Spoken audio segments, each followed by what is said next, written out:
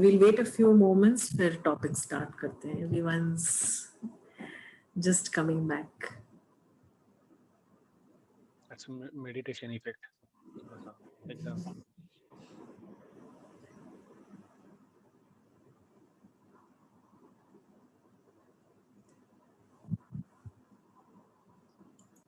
कल का मेडिटेशन थोड़ा अलग होगा, गाइडेड होगा. 1 hour का बोल रहे हैं ना आप? हाँ, 1 hour का, ऑलमोस्ट 1 hour का होगा. ये जो श्लोक के मीनिंग्स है, ये गूगल पे अवेलेबल है. अगर आप निर्वाण शतकम बोल के वहां लिखेंगे और लिरिक्स के साथ मीनिंग पूछेंगे तो वहां पर आ जाएगा. मैं एक बार बता चुकी हूँ लोगों को, बाकी.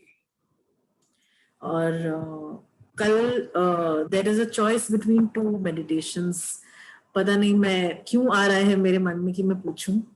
So let me ask. एक तो मेडिटेशन है जहां पर हम हायर सोल से कनेक्ट करते हैं, वो आप सब कर चुके हैं पहले.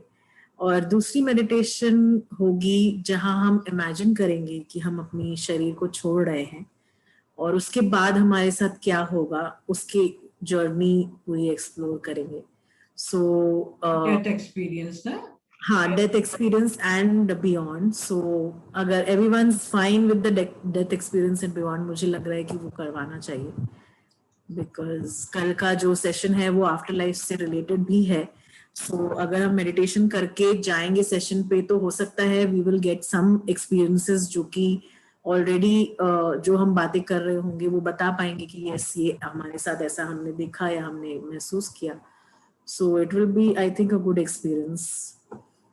रेस्ट इज अप टू, क्योंकि हायर सोल से कनेक्ट कर चुके हैं, पहले भी मैं करवा चुकी हूँ ये मेडिटेशन. आप ऐसे यस करके मत लिख लीजिए ना. आप डेथ या हायर सेल्फ दोनों में से एक चीज चूज करिए. हाँ, सो क्योंकि डेथ एक्सपीरियंस एक तो यस, एवरीवन थोड़ा डर जाएंगे शायद, लेकिन it will be very very good. I think सबके लिए बहुत अच्छा होगा, क्योंकि बहुत ब्यूटीफुल फीलिंग होती है. I have done so many times और बहुत ही ज्यादा ब्यूटीफुल एक्सपीरियंस होता है वो. And you start preparing yourself. हाँ, मोस्टली सब डेथ ही हो रहा है. यूट्यूब से भी डेथ ही आ रहा है. डेथ एक्सपीरियंस चाहिए. Yeah, let's go for the experience. क्योंकि हायर सोल पहले भी मैं करवा चुकी हूँ और वो आप पहले वाली वीडियोस को ऑन करके कर सकते हैं अगर आपका मन करा तो. बट डेथ एक्सपीरियंस पता नहीं क्यों आ रहा है. जब मैं मेडिटेशन कर रही थी तो ऐसा लग रहा था कि नहीं, वो करवाना चाहिए. सो we'll do death experience tomorrow. और पहले हम स्टार्ट करेंगे मेडिटेशन से.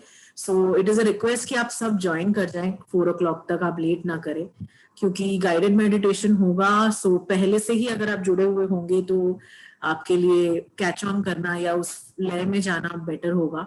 सो सब जल्दी थोड़ा जुड़ जाएंगे. 1 घंटे का मेडिटेशन करेंगे, फिर 15-20 मिनट या maybe half an hour मैं अपने इनसाइट्स दे दूंगी, फिर we will just wrap up everything together. So जल्दी सब ज्वाइन करेंगे तो सबके लिए अच्छा होगा. Will start on time. मैंने एक बार किया है स्नेहा जी ओशो का.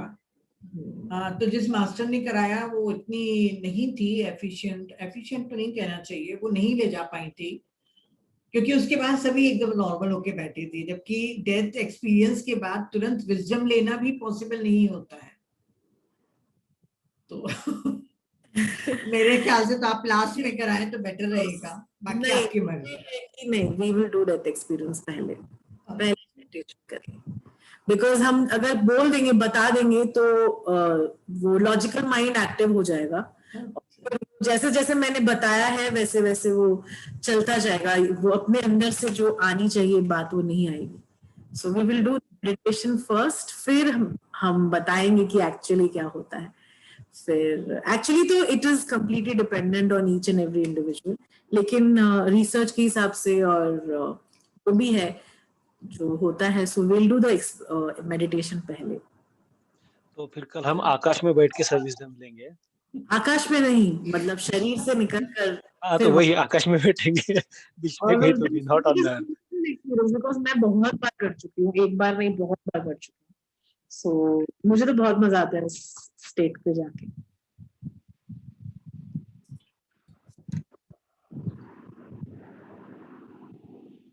सो अब हम सेशन स्टार्ट करते हैं आज का, क्योंकि थोड़ा सा है, देयर इज सम, थोड़ा ज्यादा है शेयर करने को।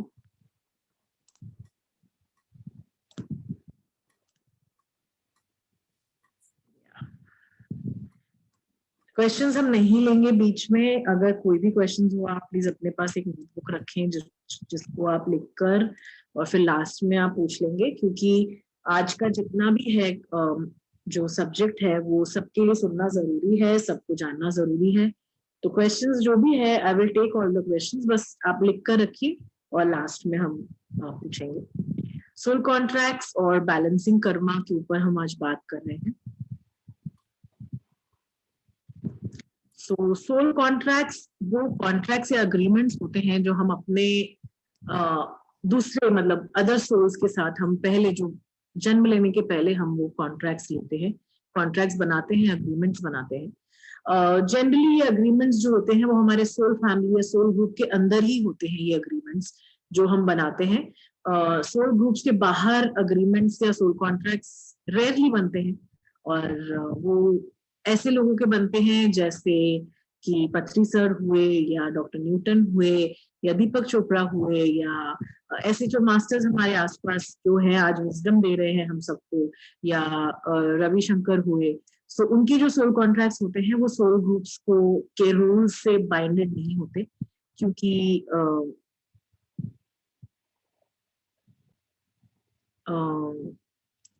क्योंकि उनका जो पर्पस होता है लाइफ का वो सोल ग्रुप से रिलेटेड नहीं होता है, वो मास के लिए होता है, वो बड़ा होता है, वो सोल ग्रुप से बड़ा होता है। इसीलिए उनका जो वो अपना सोल प्लान जो रखते हैं वहां पर सोल ग्रुप या सोल फैमिली की बाउंडेशन या उसकी रूल्स रेगुलेशंस नहीं होती है। लेकिन जनरली हम सबके साथ ऐसा होता है कि हम सोल फैमिली या सोल ग्रुप्स के अंदर ही अपने सोल कॉन्ट्रैक्ट्स करते हैं।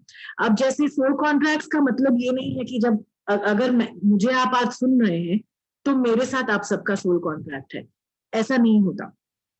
सोल कॉन्ट्रैक्ट उन लोगों के साथ होता है जो आपकी जिंदगी में बहुत बड़ी बड़ी चेंजेस लाते हैं। वो नेगेटिव भी हो सकती हैं, पॉजिटिव भी हो सकती हैं, और बहुत बड़ी लेसन्स या सीख दे जाते हैं ये रिलेशनशिप्स, या ये जो घटनाएं हमारे साथ हमने प्री प्लान करी है, ये ऐसे होते हैं कि हमें बहुत एक गहरा हमारे ऊपर प्रभाव छोड़कर जाते हैं। और हमारी जो फैमिली होती है, हमारे फ्रेंड्स होते हैं, हमारे टीचर्स होते हैं, हमारे स्पाउस जो होते हैं, हमारे बच्चे होते हैं, या हमारे जानी दुश्मन जो होते हैं, वो सब हमारे सोल कॉन्ट्रैक्ट में आते हैं। जो फाइनेंशियली भी किसी दोस्त के साथ या पार्टनर्स के साथ काम करते हैं, फिर इवेंचुअली उनका झगड़ा हो जाता है और ऐसी सब घटनाएं होती हैं। तो ये सब कुछ जो है वो सोल कॉन्ट्रैक्ट के अंदर आता है। और अगर आपके सोल कॉन्ट्रैक्ट में या सोल प्लान में ऐसा है कि आपका मर्डर होने वाला है, तो मर्डर कौन करेगा, वो भी सोल कॉन्ट्रैक्ट के अंदर आता है। और सो इतने तक हम सोल कॉन्ट्रैक्ट्स करते हैं, जहां पर जो भी अग्रीमेंट्स होते हैं, कल जैसे मैंने शेयर किया था कि आपके ऊपर जो भी अत्याचार कर रहा है, या आपके ऊपर जो आपको ऐसा लगता है जो आपके साथ बुरा बर्ताव कर रहा है, वो यहाँ पर भले ही आपको लगता है कि आपका दुश्मन है, आप उसे पसंद नहीं करते, लेकिन सोल लेवल पर वो आपका सबसे प्यारा दोस्त होता है, क्योंकि उसने अपना हाथ ऊपर किया जब आपको ऐसा इंसान चाहिए था जो आपके साथ बुरा करे, जो आपको कुछ सिखाने के लिए आपके साथ खराब व्यवहार करे। तो उस समय उसने बोला कि ठीक है, चलो मैं अपने लिए एक जो है नेगेटिव कर्म बनाने के लिए तैयार हूँ, ताकि आपकी स्पिरिचुअल ग्रोथ हो, ताकि आप सीख सके, ताकि आप आगे बढ़ सके। सो फिर हम सब्सिक्वेंट लाइफ में उस कर्म को बैलेंस कर लेंगे, लेकिन इस लाइफ में हम बुरे बन जाते हैं, और वो अग्री कर जाते हैं बुरा बनने के लिए, वो अग्री कर जाते हैं परपेट्रेटर बनने के लिए, वो अग्री कर जाते हैं आपको भला बुरा कहने के लिए, या आपको जो है कुछ आपके साथ गलत करने के लिए। सो उन सारे जितने भी लोग आपके जीवन में आए हैं, जिन्होंने आपके साथ गलत किया है, जिन्होंने आपको परेशान किया है, उन सबको दिल से थैंक यू बोले, क्योंकि वो आपके बेस्ट फ्रेंड्स है सोल लेवल पर, और उन्होंने आपको ग्रोथ प्रदान करी है, उन्होंने आपको स्पिरिचुअली ग्रो करने का मौका दिया है, उन्होंने आपके लाइफ में एक ऐसी चीज पूरी करने में आपकी मदद की है जो आप अकेले नहीं कर सकते थे, और आप उस एक्सपीरियंस की वजह से और बेटर हुए हैं, और बेहतर अपने आप को जान पाए हैं, और बेहतर अपने आप को कंडक्ट कर पाए। सोल प्लान जो है या सोल कॉन्ट्रैक्ट जो होते हैं, वो उनका बहुत गहरा असर होता है हमारे ऊपर। वो हमें हेल्प करते हैं हील करने में। वो जो पिछली बैगेज होती है या पास्ट लाइफ की बैगेज होती है, या हम जो लेसन्स लर्न करते हैं, या हमारे कर्मों का जो बैलेंस होता है, उन सबको नलिफाई करने में या हील करने में वो मदद करते हैं। जैसे मैंने शेयर किया था अपनी एक्सपीरियंस की, कुछ लाइफ टाइम्स में मेरी मम्मी जो थी वो मुझ पर अत्याचार कर रही थी, और कुछ लाइफ टाइम्स में मैंने अपनी मम्मी पर अत्याचार करा।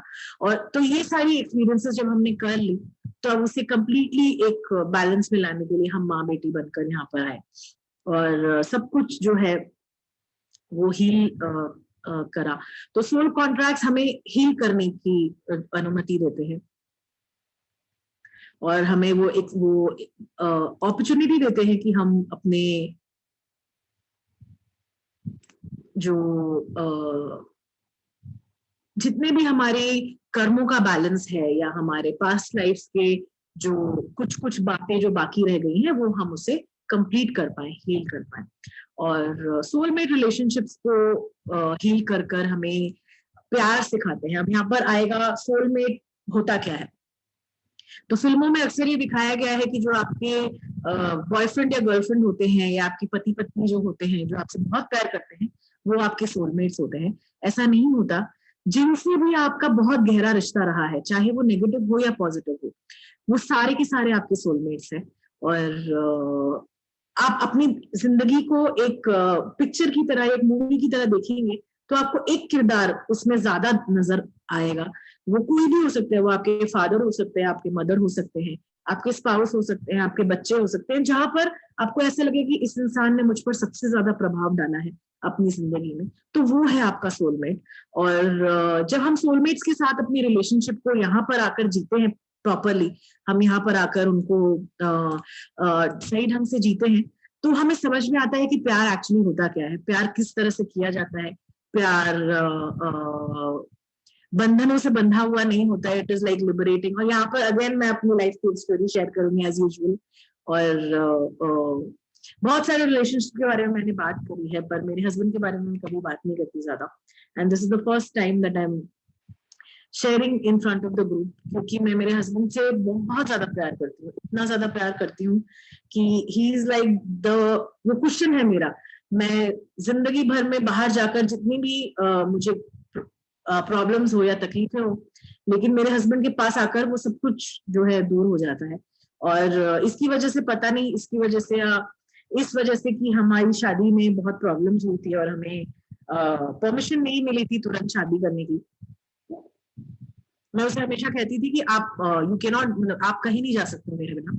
और मुझे हमेशा ये जानने का रहता था कि आपको रहना ही है मेरे पास, और कहाँ हो मुझे बताओ, क्यों जा रहे हो मुझे बताओ। अगर वो ट्रैवल करते थे तो मुझे उनको 1 महीने पहले 2 महीने पहले बता देना पड़ता था, ताकि मैं अपने आप को मेंटली प्रिपेयर कर पाऊँ। उसके बाद भी वो ट्रैवल करते थे तो मैं पूरे टाइम ऑलमोस्ट रोती थी कि वापस आ जाओ और क्यों गए हो मुझे छोड़ के। एंड ऐसा बिहेवियर रहता था मेरा, मैं बहुत ज्यादा डिपेंडेंट थी उनके ऊपर इमोशनली। और मुझे कभी कभी लगता था कि अगर ऐसा होगा कि उनकी डेथ मेरे से पहले हो जाएगी तो मैं कैसे जीऊंगी, हाउ विल आई लिव, कैसे मैं जीऊंगी। तो मुझे मेडिटेशन में जब आई तो मुझे लगता था कि मैं बहुत ज्यादा क्लिंगी हूँ, ऑब्सेसिव हूँ, और ये रिलेशनशिप ठीक नहीं है, और ये ऐसा प्यार नहीं होता है। एंड आई एम श्योर मेरे हस्बैंड को भी लगता होगा, वो बेचारा बिना कुछ बोले, बिना कंप्लेन किए, उन्होंने ऑलवेज मुझे, मेरा जो ये क्लिंगीनेस था या वो था, वो उन्होंने सहा है। सो एक बार ऐसा हुआ कि हमारे घर में इलेक्ट्रिसिटी की वजह से बहुत बड़ा शॉर्ट सर्किट हो गया और वो आग लग गई एक फ्लोर में।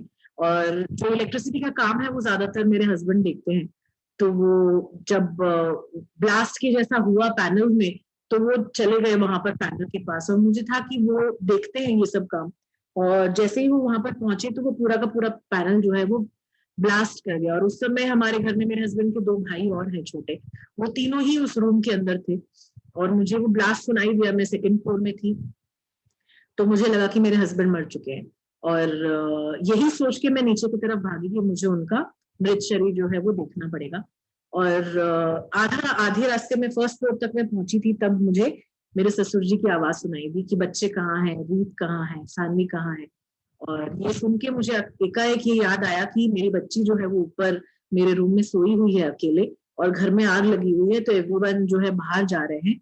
तो अब मैं वहां पर खड़ी होकर, it was like a time warp, जैसे सब कुछ बंद हो गया है और मैं वहां पर घंटों खड़ी होकर ये सोच रही हूँ कि मैं नीचे जाकर गौरव को देखूं, उनका चेहरा देखूं, वो मर चुके हैं, मुझे उनको फेस करना है, मैं ये देखूं, या जाकर रीत को या मेरी बेटी को लेकर आऊं ऊपर से, क्योंकि आग लगी हुई है और ऊपर कोई भी नहीं है, सब नीचे भाग चुके हैं। एंड वो शायद होगा 2 या 3 सेकंड ही, लेकिन मेरे लिए वो बहुत लंबा एक अरसा था जहां वो मैं वहां पर ऐसे फ्रीज सी हो गई कि मुझे क्या करना चाहिए। एंड देन बस पता नहीं क्या एक मन में एक कामनेस सी डिसेंड करी, और मैं मुड़कर आ गई रीत को लेकर, मैं रीत को लेने आ गई।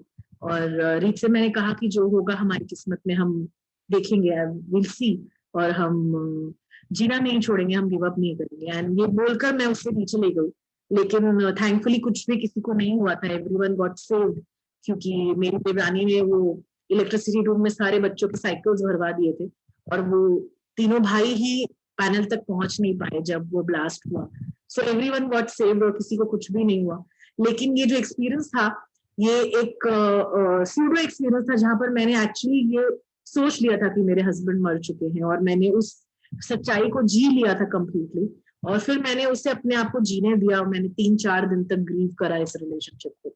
और उसके बाद ऑटोमेटिकली ऐसा हुआ कि उसके बाद मुझे ऐसे कंपल्शन नहीं होता था कि मुझे वो हमेशा बताएं कि वो कहाँ पर है, या वो ट्रैवलिंग कर रहे हैं तो मुझे प्रॉब्लम होती थी, ऐसा नहीं, अचानक से ही ये सब कुछ सेटल डाउन हो गया। और 6-7 महीने के बाद हम एक दूसरे से अपने मन की बातें बहुत करते हैं, तो मैंने उन्हें एक दिन ये बताया कि ऐसा ऐसा हुआ मेरे साथ। मैंने उनको बताया नहीं था, सो ऐसा ऐसा हुआ मेरे साथ, एंड उन्होंने just he speaks very less unlike me, और उन्होंने ही जस्ट सेड वन सेंटेंस कि शायद तुमको यही सिखाने के लिए वो इंसिडेंट हमारे साथ हुआ था।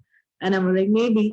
तो और उसके बाद लाइक जो हमारा relationship post pre that incident और पोस्ट दैट इंसिडेंट है, वो कंप्लीटली डिफरेंट है। प्यार इस कदर बढ़ गया है कि वो मैं बता नहीं सकती हूँ वर्ड्स में, लेकिन कोई भी बंधन नहीं है, वो हमें एक दूसरे को ये बताने की जरूरत नहीं पड़ती कि हम एक दूसरे को प्यार करते हैं। और बहुत एक ब्यूटीफुल एक रिलेशनशिप, बहुत लिबरेशन के साथ रिलेशनशिप, कोई भी अटैचमेंट नहीं है, उसके बावजूद हम पूरे के पूरे सेम पेज पर रहते हैं हमेशा। सो जब हम अपनी रिलेशनशिप को हील करते हैं, जैसे पहले भी सेशंस में मुझे पूछा गया रिलेशनशिप्स को लेके प्रॉब्लम्स, कि हम दूर तो नहीं चले जाएंगे उनसे, और अगर हम डिटैच हो जाएंगे तो सो ऐसा नहीं होता है। जब हम फुली अपने आप को जो है, जो इमोशनल ताने बाने में हमने एक दूसरे के साथ अपने आप को जोड़ रखा है, वो सारा कुछ हम जब डिसॉल्व करते हैं तो इतना ब्यूटीफुल रिलेशनशिप निकल कर आता है जिसका कोई भी वो मतलब it can not be described in words. वो प्यार जो होता है वो सबको एक्सपीरियंस करना चाहिए, और वो प्यार ही है जो हम यहाँ पर सीखने आए हैं हमारे सोल कॉन्ट्रैक्ट्स के द्वारा। सो ट्राई 1-2 रिलेशनशिप्स को लेकर अपने ये लिबरेशन तक पहुंचने का जरूर ट्राई करें, बिकॉज ये अगेन मेरे जो गुरु या मेरे मेंटोर्स हैं हितेश शिवानी, और जब मैं उनसे अपने प्रॉब्लम शेयर करती थी तो वो बताते थे कि कुछ रिलेशनशिप्स है तुम्हारी लाइफ में जहां पर तुम लिबरेटेड हो, लेकिन कुछ नहीं है, तुमको अभी भी उन पर काम करना है। एंड वो जब उन्होंने ये चीज बताया तो आई वाज लाइक कि यस, कहीं ना कहीं सही बोल रहे हैं। और ये कुछ रिलेशनशिप्स हैं जहां पर मुझे ये सोचना नहीं पड़ता है कि मैं क्या बोलूं, मैं कैसे बिहेव करूं, I am true, I am my self. और कुछ है जहां पर मुझे जो है अपना असली अस्तित्व छुपाना पड़ता है। और उसके बाद मैंने काम करा, और थैंकफुली आज ऐसा है कि most of my relationships are liberated relationships. So please आप लोग भी ट्राई करें कि ऐसे रिलेशनशिप्स आपकी जिंदगी में भी आए जहां पर कोई भी हो, चाहे वो आपको परेशान करने वाला हो, चाहे वो आपको प्यार करने वाला हो, सबके साथ आपकी रिलेशनशिप। देखिए रिलेशनशिप जो है वो आपके तरफ की रिलेशनशिप की मैं बात कर रही हूँ, मैं किसी और को चेंज करने की यहाँ पर बात नहीं कर रही हूँ। और ये पॉसिबल भी नहीं है, as I have told you, कि हम किसी के अंदर इंटरफेयर नहीं कर सकते हैं, हम किसी को चेंज नहीं कर सकते हैं। लेकिन आपकी तरफ से जब वो लिबरेट हो जाएगा रिलेशनशिप, तो बहुत ही ब्यूटीफुल होगा ये सफर जो हम यहाँ पर जीने आए हैं। सो हमें ये एक यूनिक पाथ एम्ब्रेस करने का एक प्रेरणा देती है। जैसे मेरी लाइफ में जब मेरी बेटी आई 2015 में, मेरी बेटी मेरे पास आई, और उसके बाद जो मेरी स्पिरिचुअल ग्रोथ हुई है वो इमेंस है, जिसमें उसका कोई भी योगदान यहाँ पर नहीं रहा है। उसके बाद मेरे हस्बैंड, मेरी mummy, so many people around me, वो लोगों ने मुझे इंस्पायर किया है विथ देयर एक्शंस कि मैं आगे बढ़ूं, मैं एक यूनिक पाथ चूज करूं। और मुझे रोका, जो जिन लोगों ने मुझे रोका भी है इस पाथ में आने में, उन्होंने भी योगदान दिया है पूरी मेरी जर्नी को, क्योंकि मुझे ये स्ट्रेंथ मुझे अपने अंदर समझ में आई कि मैं सबसे फाइट करके भी मुझे ये काम करना ही था। So I am here right now. So इसी तरह से यूनिक पाथ पे हमें लेकर जाते हैं। हमारे जो फ्यूचर रिलेशनशिप्स होते हैं, ऐसा नहीं होता कि हम एक बार, जैसे अगर हमारा परिवार है तो हमारे कोई रिलेशनशिप नहीं होंगे, हमारे फ्रेंड्स बनते हैं, हमारे बच्चे होते हैं, हमारे ग्रैंड चिल्ड्रन होते हैं, तो फ्यूचर रिलेशनशिप्स को भी इम्प्रूव करता है। और इस लाइफ में नहीं, आगे की जिंदगियों में भी ये फ्यूचर रिलेशनशिप को इम्प्रूव करता है।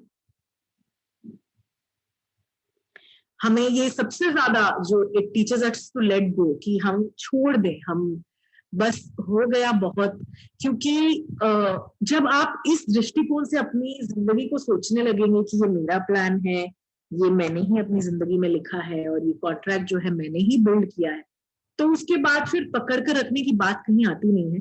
क्योंकि पकड़ कर रखना बहुत जो है कठिन बात है, और लोग सालों तक ग्रजेस लेकर घूमते हैं और सालों तक मन में मलाल लेकर घूमते हैं। कल ही कुछ लोगों ने शेयर करा था कि हाँ, वो वहां पर उस फैमिली से हटकर आ चुके हैं, लेकिन अभी भी वो मतलब नेगेटिव फीलिंग्स को नहीं अपने अंदर से छोड़ रहे हैं। सो जो हम अगर नेगेटिव फीलिंग्स को नहीं छोड़ते हैं तो हमें ही हार्म कर रहा है, किसी और को नहीं।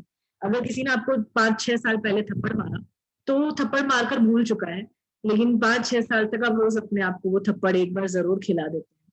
सो it's better to let go कि हाँ ठीक है, हो गया तो कोई बात नहीं, और आगे बढ़ना है। ऐसा नहीं है कि कोई मार रहा है तो आप मार खाओ ही खड़े होके, ऐसा भी नहीं है। उसे रोकना जरूरी है, बिकॉज मार खाने के लिए हम यहाँ पर नहीं आए हैं। लेकिन अगर हो चुका है कुछ, देयर इज सम इंसिडेंट जहां पर आपके साथ कुछ बुरा हो चुका है, तो it is better to let go. मैं कल या परसों मैंने शेयर करा था कि बहुत बार मेरे साथ इनअप्रोप्रिएट टच हुआ था, और उसमें एक जन जो मेरे टीचर थे, जो घर पर आकर मुझे पढ़ाते थे, मेरे ग्रैंडफादर की उम्र के थे, वो मुझे फोर्स करते थे लिप्स पर किस करने के लिए अपने आप को। और मैं बहुत गुस्सा होती थी इस बात को लेकर। और फिर जब वो पढ़ाना छोड़ दिया उन्होंने मुझे, तो वो कभी कभी आते थे मुझसे मिलने, तो मैं मिलने नहीं जाती थी, मैं मम्मी को बहाने बनाकर वहां से चली जाती थी। मैं विश करती थी अपने दिमाग में कि उनको बहुत घिनौनी मौत मिले, और उन्होंने ऐसा कुछ किया मेरे साथ और उन्होंने नहीं करना चाहिए था, और ऐसा सब मैं मेरे अंदर सोचती थी।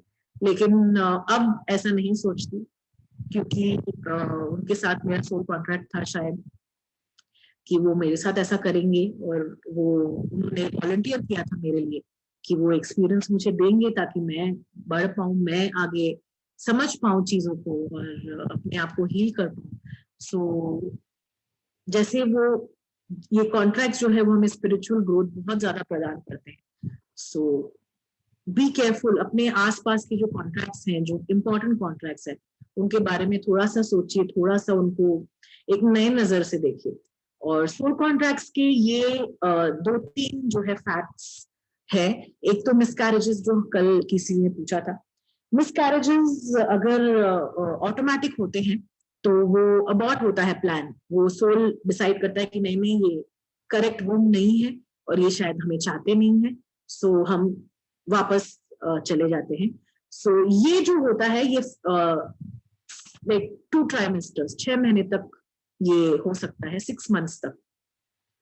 उसके बाद जो होता है वो सोल कॉन्ट्रैक्ट होता है। अगर वूम में आपका बच्चा 6 महीने का होने के बाद उनकी डेथ हुई है, तो वो सोल कॉन्ट्रैक्ट के बेसिस पे हुई है, जहां पर आपने ये मांगा था कि आपके साथ ऐसा हो, ऐसी इंसिडेंट हो कि आपका बच्चा जो है वो आपके गर्भ में मर जाए, और उसके बाद आपकी मनस्थिति जो होगी वो आपको कैसे अपने आप को ठीक करना है, अपने आप को क्या चॉइसेस देने हैं, वो चीज।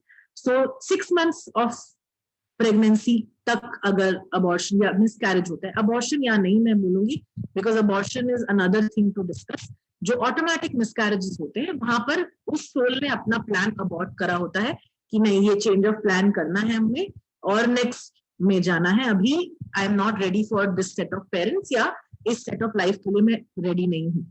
तो अब यहाँ पर क्वेश्चन आता है कि कब सोल जो है वो हमारे गर्भ में आ जाता है। तो सोल जो है वो कंसेप्शन के पहले ही एसोसिएट हो चुका होता है, जब कंसीव नहीं होता है, जब स्पर्म और एग एक साथ नहीं आते हैं, उसके पहले ही हमारे साथ वो सोल जो है वो जुड़ चुका होता है और वो डायरेक्ट कर रहा होता है सारे सीक्वेंसेस को एक मूवी डायरेक्टर की तरह कि ऐसा होगा ऐसा होगा ऐसा होगा।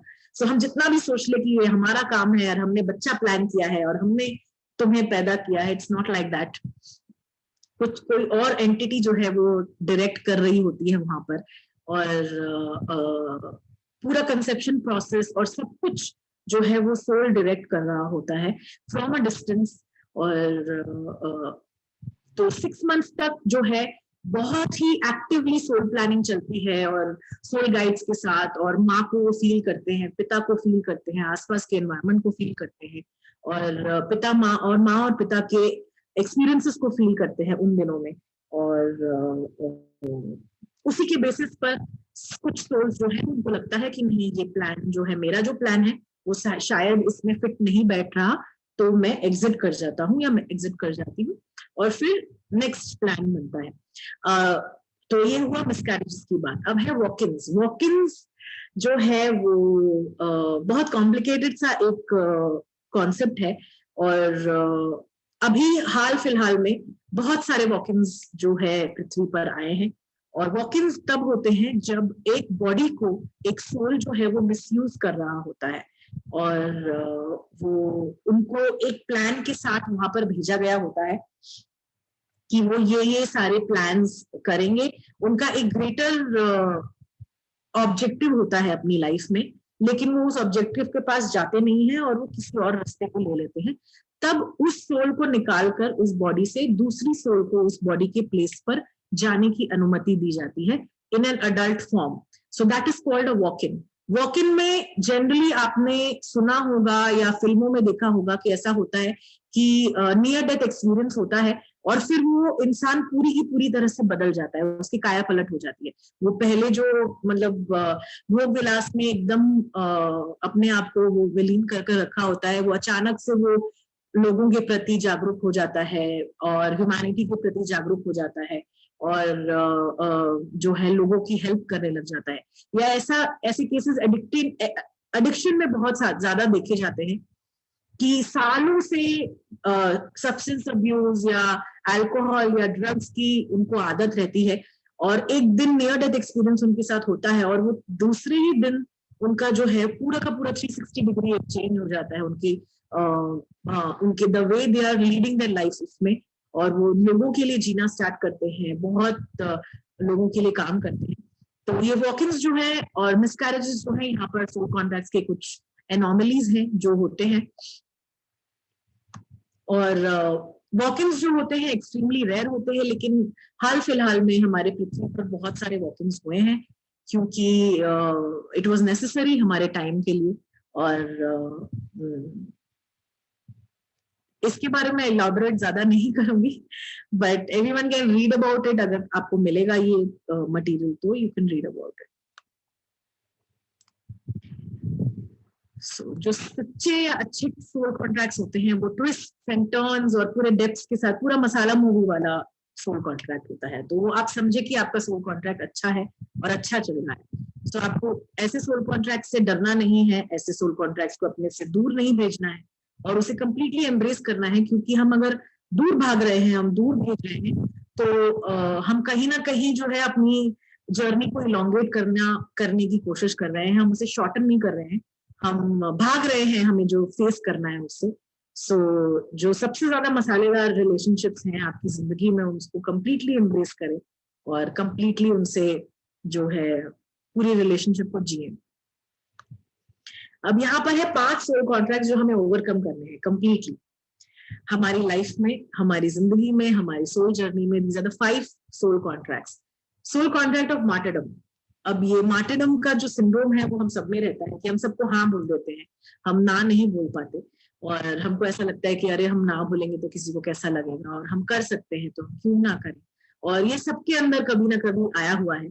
सो ये सोल कॉन्ट्रैक्ट ऑफ मार्टिनम जो है वो हमें लेट गो करना है, हमें ओवरकम करना है, क्योंकि हमारी सबसे फर्स्ट जो प्रायोरिटी है वो हमारी खुद के तरफ है रादर देन किसी और की तरफ। और बिना सोचे समझे हाँ करना, बिना हेल्प मांगे अगर लोगों को आप जाकर हेल्प करते हैं तो हमेशा ये जो है ये दूसरी दिशा में या नेगेटिव दिशा में जाता है। और ये जो कंपल्शन है अच्छा बनने की, इसको हमें ओवरकम करना है। सोल कॉन्ट्रैक्ट ऑफ मार्टिरडम ये जरूरी है हमारे लिए स्पिरिचुअल ग्रोथ के लिए, कि हम हमेशा जो है शहीद बनने की मंशा से अपनी जिंदगी ना जिए कि चलो तुम हमको जितना चाहे मर्जी हमें तुम दुख दे लो, अन्याय दे लो, पर हम तो पूरी अच्छे से तुम्हारी सेवा करेंगे और तुम्हें बहुत निष्ठा से तुम जो बोलोगे हम तुम्हारे लिए करेंगे। So this has to go from our lives. ये नहीं चलता, क्योंकि हमारी फर्स्ट प्रायोरिटी जो खुद के तरफ है, अगर हमने खुद के तरफ जस्टिस नहीं करी है तो आप 1000 लोगों को भी खुश कर ले, it is not going to matter. फिर आता है सोल कॉन्ट्रैक्ट ऑफ लॉयल्टी। बहुत लोग ऐसे होते हैं जो बिना सोचे समझे कि इंसान सही कर रहा है या गलत कर रहा है, क्योंकि वो हमारे रिश्ते में है, क्योंकि वो हमारा प्यारा है, हम उसके साथ खड़े हो जाते हैं। और ये सोल कॉन्ट्रैक्ट ऑफ लॉयल्टी जो है, इसे हमें अगेन ओवरकम करना है। हमें हमारे अंदर एक क्षमता डेवलप करनी है कि हम सही को सही और गलत को गलत बता पाए, और गलत का साथ नहीं देने की हिम्मत अपने अंदर लेकर आनी है कि अगर 8 लोग घर पे हैं जो एक गलत डायरेक्शन में जाने की कोशिश कर रहे हैं, तो वहां पर आउट ऑफ लॉयल्टी हमें हाँ नहीं कर देना कि अच्छा ठीक है चलो अब घर वाले सब साथ है तो हमें भी साथ देना ही पड़ेगा, क्योंकि हमको तो लॉयल्टी दिखानी है। या आपके हस्बैंड कोई गलत काम कर रहे हैं या आपके बच्चे कोई गलत काम कर रहे हैं, तो वहां पर आपको गलती में उनका साथ नहीं देना है आउट ऑफ लॉयल्टी। और इसे हमें निकलना है, और हमें अपने अंदर ये हिम्मत डेवलप करानी है कि हम स्टैंड ले सके कि नहीं भाई ये जो कर रहे हो वो गलत है और मैं आपके साथ नहीं हूं। उसके बाद आता है सोल कॉन्ट्रैक्ट ऑफ लोनलीनेस। ये हम सबकी प्रॉब्लम है अगेन, कि लोनली रहना हमें बहुत प्रॉब्लम में डाल देता है। हम अकेले नहीं रहना चाहते, हमें ऐसा लगता है कि हम भीड़ में भी अकेले हैं, हमारे पास कोई नहीं है, मेरा सुनने वाला कोई नहीं है, मैं सबके बारे में जानती हूँ, मैं सबके बारे में समझती हूँ, मैं सबकी मन की इच्छा समझती हूँ, लेकिन मेरी इच्छा समझने वाला कोई नहीं है। सो ये जो लोनलीनेस का सोल कॉन्ट्रैक्ट है, इसको भी हमें ओवरकम करना है अपनी लाइफ से, अपनी सोल लाइफ से, क्योंकि आपके साथ जितनी एंटिटीज जुड़ी हुई है उसका कोई हिसाब नहीं है। आप यहाँ पर लोनली नहीं हो, और अकेले होते हुए भी आपके पास बहुत सारी प्रोटेक्टिव एनर्जीज, बहुत सारे गाइडिंग एंजल्स, बहुत सारे जो मास्टर्स आपके आसपास रहते हैं, और किसी भी तरह से आप लोनली नहीं हो। सो अपने आप को जब भी लोनली पाओ और किसी के जो, और लोनलीनेस की वजह से हम जो अच्छे रिलेशनशिप्स नहीं होते हमारी लाइफ में, हम उनको भी पकड़ कर रखते हैं। सो सिर्फ इस डर से कि हम लोनली ना रहें, हमें अकेला ना रहना पड़े। बहुत सारे हस्बैंड्स एंड वाइफ्स एक साथ रहते हैं, इन स्पाइट ऑफ दैट कि उनके बीच कुछ नहीं रहा और वो बहुत टॉक्सिक एनवायरनमेंट में रहते हैं, उसके बावजूद बहुत सारे यंगस्टर्स आज के दिन लोनलीनेस से भागने के लिए मल्टीपल पार्टनर्स ले रहे हैं और ब्लाइंड डेट्स पर जा रहे हैं, right swipe, left swipe, Tinder, ये वो सब कुछ हो रहा है हमारे आसपास। It is just because of the soul contract of loneliness, क्योंकि हमें लोनली नहीं रहना, हमें अकेला नहीं रहना, चाहे कोई भी हो हमारे साथ होना चाहिए। Quality does not matter, we want quantity. So इसको हमें हटाना है अपनी जिंदगी से। फिर आता है soul contract of anxiety. Anxiety, soul contract of anxiety में ऐसा ये होता है कि हम हमेशा सोचते रहते हैं और कंट्रोल करने की कोशिश करते हैं कि हमारे साथ क्या होने वाला है, क्या नहीं होने वाला है, और उसकी चिंता जो है वो हर समय हमारे साथ चलती रहती है कि अरे ऐसा होगा तो, अरे वैसा होगा तो, अरे ऐसा हो गया तो, अरे वैसा हो गया तो, हम क्या करेंगे, हम ऐसे हो गया तो क्या करेंगे। बहुत बार मेरे पास ऐसे कॉल्स आते हैं कि मेरे हस्बैंड जो है वो किसी और के साथ रहने लग गए हैं, लेकिन मैं अभी भी चाहती हूँ कि वो वापस आ जाए, और क्योंकि हमने शादी करी है। सो ऐसा नहीं होता, ऐसा it doesn't happen like that. ये अगेन ये सोल कॉन्ट्रैक्ट ऑफ एंजाइटी है क्योंकि दुनिया ने आपको कहा है कि शादीशुदा लोगों को साथ में रहना है और सोसाइटी ने कहा है कि शादीशुदा लोगों को साथ में रहना है, तो चाहे आप दुखी हो, आप साथ में रहने के लिए अग्री कर जाते हो।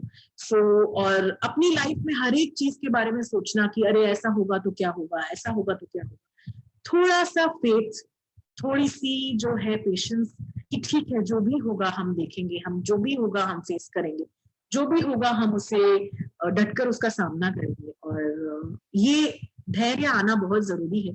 सोल कॉन्ट्रैक्ट और एंजाइटी हमें ओवरकम करना है, हमें उससे नहीं उस जाल में फंसना है। और फिर लास्ट में आता है soul contract of blending in. और थैंकफुली मैंने ये तो ओवरकम कर लिया अपनी जिंदगी में, I can say for sure, क्योंकि I don't blend in at all. और बहुत लोग ऐसे होते हैं कि लोगों को खुश करने के लिए और स्टैंड आउट नहीं करना है, इसलिए जो सब कर रहे हैं वही कर कर खुश होते हैं। और चाहे उनका मन करे कुछ डिफरेंट करने का, वो करने के लिए हिम्मत नहीं जुटा पाते और ब्लेंड इन करते हैं, पीछे पीछे की तरफ में रहते हैं। और ठीक है सब कर रहे हैं तो मैं कर लेती हूँ या कर लेता हूँ, अगर अकेले मुझे करना है तो मैं इंटरेस्टेड नहीं हूँ, क्योंकि वो उनको सेफ फील होता है अगर वो एक ग्रुप का पार्ट रहते हैं और कुछ रिबेलियस उन्हें करना होता है। प्लीज मैं आज बोलूंगी सबसे कि रिबेल बनिए, अपने लिए स्टैंड लीजिए और अच्छा काम करने के लिए थोड़ा सा झगड़ा भी कीजिए और बताइए सबको कि yes I want to do good work और मुझे करना है, मुझे करने दिया जाए। ब्लेंड इन करने की सोल कॉन्ट्रैक्ट से हमें निकलना है, क्योंकि हम इंडिविजुअल्स हैं, हम यहाँ पर अपना काम करने आए हैं और वो काम करने से हम खुद अपने आप को रोक रहे हैं। ये 5 कॉन्ट्रैक्ट्स जो हैं वो हमें अपनी लाइफ से हटाने हैं। और ये अगर सब लोग इसका स्क्रीनशॉट लेकर अपने पास रखेंगे तो मुझे बहुत अच्छा लगेगा, ताकि आपको रिमाइंड करता रहे कि हमको ये सारी चीजों पर काम करना है और हमें इस ट्रैप पर नहीं फंसना है। अब आती है कर्मों की बात। बहुत मास्टर्स इसके बारे में बात करते हैं, बहुत मास्टर्स इसके बारे में बोलते हैं। मैं बहुत शॉर्टली और बहुत सिंपल वे में बोलने की कोशिश करूंगी कि कर्म होते क्या है। कर्म एज अ वर्ड उसका मतलब है काम करना, दैट्स इट। जो काम आप कर रहे हो, अच्छा बुरा यहाँ पर कुछ भी नहीं है बात। एक बार नीता जी, अखिम जी, एक बार चैट बॉक्स देख लीजिए, अगर कुछ पर्टिनेंट है तो फिर देन आई विल टेक। नहीं, वो एबॉर्शन से रिलेटेड था, लास्ट में लीजिए ना मैम आप। हाँ ठीक है। कर्म का मतलब होता है काम करना। दैट इज व्हाट इज कर्म। कर्म 3 तरह के होते हैं, संचित कर्म, प्रारब्ध कर्म और आगामी कर्म। संचित कर्म वो होते हैं जो हमारे सम टोटल ऑफ कर्म होते हैं, जो जिस दिन से हमने सोल जर्नी में अपनी जर्नी जो स्टार्ट करी है, उस दिन से आज तक जितने भी कर्म हमारे हुए हैं वो सारा कुछ जो हमारे संचित कर्म में रहता है, वो हमारा बैंक बैलेंस है कर्मों का। और प्रारब्ध कर्म जो होते हैं वो उस बैंक बैलेंस में से 10, 15, 20 कर्म हमने चुने हैं जो हमारी इस लाइफ को इफेक्ट करते हैं, वो हमारे प्रारब्ध कर्म होते हैं। जो इसमें ये पास्ट लाइफ्स में भी ऐसा होता है कि पास्ट लाइफ जितने भी हमारे होते हैं उसमें से 5 या 6 पास्ट लाइफ्स ऐसे होते हैं जो हम चूज करते हैं, जिन्हें हमें इस लाइफ में हील करना होता है। ऐसा ही कुछ है जो हम पहले हम जी चुके हैं, हमारे पास आप समझिए 200 कर्मों का एक लेखा जोखा है, उसमें से हमने 15-20 कर्म सिलेक्ट किए और उससे फिर हमने इस लाइफ को डिजाइन करा, वो हमारे प्रारब्ध कर्म होते हैं। और आगामी कर्म जो होते हैं वो कर्म जो हम आज क्रिएट कर रहे हैं, जब हम अपना काम कर रहे हैं, हम अपनी जिंदगी जी रहे हैं, तो आज जो कर्म क्रिएट कर रहे हैं वो हमारी आगामी कर्म होती है और वो हमारे आगे की लाइफ को, हमारी आगे की सोल प्लानिंग को डिटरमिन करता है। ये 3 तरह के कर्म होते हैं। आज जो भी आप प्रॉब्लम्स फेस कर रहे हैं अपनी लाइफ में वो ज्यादातर प्रारब्ध की वजह से होता है। और प्रारब्ध को अगर आप सही तरह से देखेंगे, सही तरह से समझेंगे, तो वो आपका आगामी कर्म नहीं बनेगा और वो डिसॉल्व हो जाएगा। कर्म जो है वो पनिशमेंट नहीं होता। ऐसा नहीं होता कि मैंने अगर 500 लोगों को मारा है तो 500 बार मुझे मरना पड़ेगा, ऐसा नहीं होता। ये बैलेंसिंग एक्ट होता है कि 500 लोगों को मैंने मारा है तो चलो ठीक है, इस बार मैंने 500 लोगों को मारा है तो अगली जन्म में मैं 5 लाख लोगों की मदद कर दूंगा। वैसा होता है कर्म बैलेंसिंग। ऐसा नहीं होता है कि अगर मैंने किसी का रेप करा एक बार तो मुझे 10 बार रेप की विक्टिम बनना पड़ेगा, वैसा नहीं होता। सो कर्म पनिशमेंट नहीं होता, और ऐसा भी नहीं होता कि अगर मैंने किसी की मृत्यु की वजह बन गई हूं किसी लाइफ में, तो आगे चलकर जो है वो मुझे बार बार शरीर में तकलीफ होगी और मुझे पनिशमेंट मिलेगा, ऐसा नहीं होता। कर्म जो है वो पनिशमेंट नहीं है, कर्म आपको विक्टिम नहीं बनाता है। हम जब ये चूज करते हैं कि हमारे प्रारब्ध कर्म जितने भी हैं उसको हम नेगेटिवली रिएक्ट नहीं करेंगे और हम उससे एक पॉजिटिव लाइट में देखने की कोशिश करेंगे, वहीं पर वो कर्म जो है वो डिसॉल्व होना स्टार्ट होता है। क्योंकि जब हम नेगेटिवली रिएक्ट करते हैं तो हम उस कर्म को और खाना प्रदान करते हैं। जैसे मेरी इनफर्टिलिटी का जो इशू था, उसको मैं अगर नेगेटिवली रिएक्ट करके उसको और खाना जो है देती जाती, या और उसको ये कहती जाती कि क्यों हुआ मेरे साथ, मैं बच्चे नहीं कर पाई, मेरा भूल है, मेरे अंदर कमी रही, ऐसा मैं बोलती जाती, अपने आप को कोसती जाती, तो आगामी कर्म क्रिएट करना चालू हो जाता। लेकिन उसे एक इंसिडेंट की तरह देखकर कि हाँ हुआ मेरी जिंदगी में और उसकी एक रीजन था और जो भी हुआ मुझे सिखाकर गया, ऑटोमेटिकली वो कर्म वहां पर डिसॉल्व होता है। कर्म डिसॉल्व करना इतना ज्यादा डिफिकल्ट नहीं है, बहुत इजीली कर पाते हैं हम। बट ये इजी जो है वो बोलने में इजी लगता है, करना थोड़ा डिफिकल्ट है। क्योंकि जब हो रहा होता है, जब हम स्ट्रगल्स या हार्डशिप्स की तरफ से गुजर रहे होते हैं, तो हमें लगता है कि क्यों ऐसा हो रहा है हमारे साथ, लेकिन उस क्यों में भी बहुत अच्छा छुपा हुआ है। सो हम ये सिर्फ अपने लिए ये एक छोटी सी एफर्मेशन रखें कि हम कभी भी हमारे साथ प्रॉब्लम्स हो या हमारे पास कोई डिफिकल्टीज आए, तो उसे नेगेटिवली नहीं रिएक्ट करके उसे एक नए नजरिए से देखने की कोशिश करें। और कभी भी अपने जो प्रॉब्लम्स है उन्हें एक पनिशमेंट की तरह ना देखें, क्योंकि ऐसा नहीं होता। भगवान जो है वो पनिशमेंट नहीं देते, उनको नहीं अच्छा लगता अपने ही। भगवान अगर हमें पनिशमेंट देंगे तो वो अपने आप को दे रहे हैं, क्योंकि हम सब भगवान का हिस्सा हैं, हम सब भगवान के अंदर जी रहे हैं। ऐसा नहीं है कि भगवान ने हमें कहीं बाहर उठाकर पटक दिया और हमें पनिशमेंट दिया है। So it's like giving himself या देमसेल्फ पनिशमेंट। सो वो नहीं देते पनिशमेंट। कर्म जो है वो पनिशमेंट नहीं होता। आपने सुना होगा बहुत बार कि कर्मा इज अ बिच, और अच्छा हुआ तुम्हारे साथ, ऐसा हुआ, तुम्हारे बुरे कर्म होंगे। So these are not good sentences, क्योंकि karma is not a bitch and karma is what you have done in your life. और बैलेंसिंग जब आती है कर्मों की, तो सबसे पहले हमें एक्सेप्टेंस लाना पड़ेगा कि ठीक है भाई, जो हुआ मेरे साथ इट्स ओके, उसको क्वेश्चन नहीं करना, उसको चेंज करने की कोशिश नहीं करना। एक्सेप्टेंस के बाद हमें खुद को चेंज करने का हिम्मत होना चाहिए कि ठीक है, सामने वाला चेंज होने के लिए राजी नहीं है, तो क्या मैं राजी हूं चेंज होने के लिए? क्या मैं राजी हूं 4 कदम आगे बढ़ाने के लिए? अपने आप को चेंज करना उस सिचुएशन में बहुत ज्यादा जरूरी है, क्योंकि जो भी आपके साथ हो रहा है, जो भी प्रॉब्लम्स आपके साथ हो रहे हैं, 50% उसकी रिस्पॉन्सिबिलिटी आपकी है। 50% को ही आप ठीक कर लेंगे तो आपके तरफ का काम जो है वो हो जाता है। फिर अपनी एक्शंस की रिस्पॉन्सिबिलिटी लेना ये बहुत जरूरी है, क्योंकि एक बार मुझे किसी ने बोला कि मैडम मेरी शादी हुई है कुछ सालों पहले, और कुछ सालों नहीं, कुछ महीनों पहले, और जो मेरे हस्बैंड है उनका एक और औरत के साथ अफेयर है, लेकिन उन्होंने इस बात को मुझे शादी से पहले बता दिया था, लेकिन अब वो वापस से उस औरत के साथ जो है अपने रिलेशनशिप रख रहे हैं, तो मैं तो फंस गई हूँ, मुझे जाना नहीं है वापस, मैं चाहती हूँ वो छोड़ दें उस इंसान को और पूरी की पूरी तरह से मेरे साथ रहे। तो मैंने उनसे पूछा, आप शादी के मंडप पे जब बैठे तो आपको पता था ये बात कि उनका किसी और के साथ जो है अफेयर है? तो उन्होंने बोला कि हाँ मुझे पता था। तो मैंने बोला तो फिर आप व्हाई आर यू क्रिबिंग, क्यों आप क्रिब कर रहे हो? क्योंकि आपने पूरी की पूरी जो 50% रोल अदा यहाँ पर करी है कि आप जानते हुए भी कि वो इंसान किसी और के साथ इन्वॉल्व है, आपने उनके साथ शादी करी, और अब आप कह रहे हैं कि वो कंप्लीटली उसे भूलकर आपके हो जाए। ये तो पूरी की पूरी रिस्पॉन्सिबिलिटी आपकी हो गई है। तो बोले नहीं, ये तो आप मुझे समझाने के बजाय अगर आप मेरे हस्बैंड आपको फोन करते तो आप उनको भी यही बोलते, और वो पूरे एक झगड़े के मोड में आ गई मेरे साथ कि ये तो आप दूसरा ही बात मुझे बता रहे हैं। मैं चाहती थी कि आप मेरे हस्बैंड को समझाएं कि वो गलत काम कर रहे हैं और वो अफेयर नहीं कर सकते क्योंकि उन्होंने मुझसे शादी करी है, उन्हें मेरे साथ ही रहना है।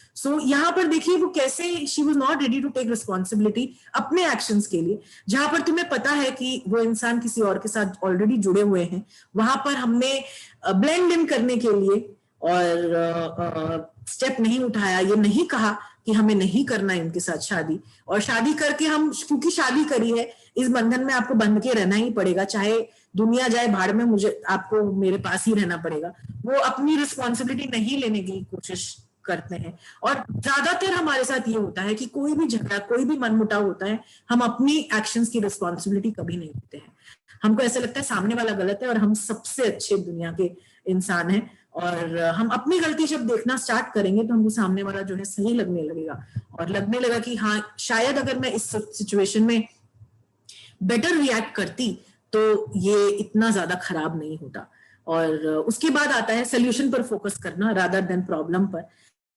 तो 90% ऐसा होता है कि हम प्रॉब्लम ही सोच रहे होते हैं कि अरे मेरे पास पैसे नहीं है, अरे मुझे पैसों की कमी है, या मैं गरीब हूं, लेकिन सोल्यूशन के ऊपर कोई भी फोकस नहीं करता कि मैं क्या कर सकती हूँ कि मेरे पास पैसे आए, मैं क्या कर सकती हूँ कि मेरे पास अबंडेंस आए।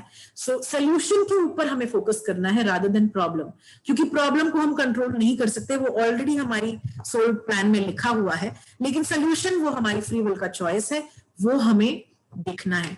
फिर lining up our actions with our beliefs, मतलब अब ये बात जो है ये बहुत इंपॉर्टेंट है। यहाँ पर आप सब आते हो, सुनते हो मास्टर्स को, और फिर वही पैटर्न्स, वही सारे के सारे जो बिहेवियर्स है वो कंटिन्यू होते जाते हैं, उससे कोई भी फायदा नहीं है।